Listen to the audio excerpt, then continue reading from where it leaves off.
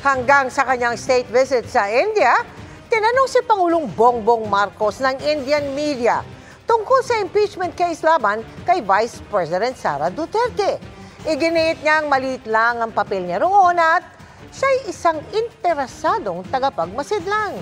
Live mula roon, nakatutok si Salima Refran. Salima? Mel, namaskar dyan sa inyo sa Pilipinas. Alas 4:30 na ng hapon dito sa Bengaluru sa India, kung saan nga pinagpapatuloy ni Pangulong Bongbong Marcos ang kanyang state visit dito sa India. Pero bago umalis ng New Delhi, nagkomento ang Pangulo tungkol nga sa inarchive na impeachment complaint laban kay Vice President Sara Duterte at sa agawan ng teritoryo sa South China Sea. Sa panayam ng Indian program na First Post, tinanong ang Pangulong Bongbong Marcos kung suportado ba niya ang impeachment ni Vice President Sara Duterte. Your relationship with the Vice President, Sara Duterte, I know you've refused to comment on the impeachment process, so let me ask you point blank, do you support the removal? I've not refused to comment on the impeachment process. I've just made it very clear that the executive, the President, has very little role to play in that process.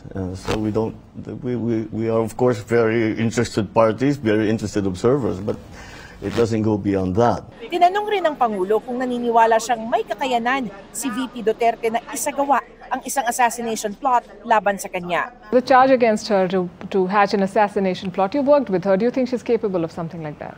Oh. I don't know. But I'm really not in a position to say what that's about, but you have to be careful. But then, in my position, there always is some kind of threat, and we take them all very seriously.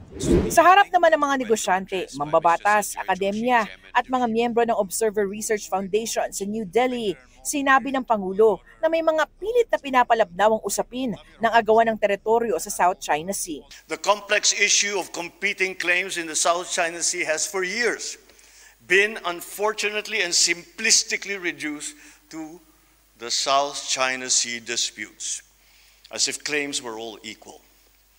They are not. Walang tinukoy na bansa o personalidad ng Pangulo, pero gumagamit raw ito ng maling impormasyon at nagpapalaganap ng sariling naratibo.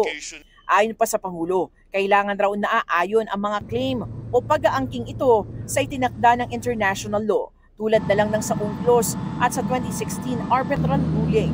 Such misinformation or inaccurate narratives distract us from calling out illegal and unlawful actions for what they are: violations of international law. There are those who seek to discredit international legal procedures and dismiss binding rulings to cloak opaque claims with a semblance of legitimacy.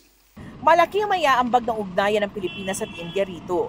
Bago tumulak pa India, nagtapos ang Joint Maritime Cooperation Drills ng Pilipinas at India sa West Philippine Sea at South China Sea.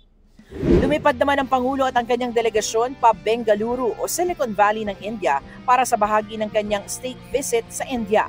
Agad sumabak ang Pangulo sa mga pulong sa mga negosyante at mga kumpanya sa larangan ng teknolohiya, kalusugan at pharmaceuticals. Samantala, humarap rin ang Pangulo at ilang miyembro ng kanyang gabinete sa Philippines-India Business Forum. 18 business agreements sa pagitan ng Pilipinas at mga Indian companies ang pinirmahan sa kasagsagan ng state visit ng Pangulo sa India.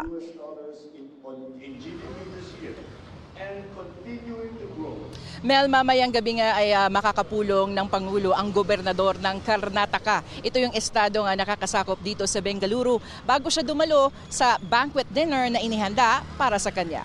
At yan muna ang latest mula nga dito sa Bengaluru sa India. Mel. Maraming salamat sa iyo, Salima Refran.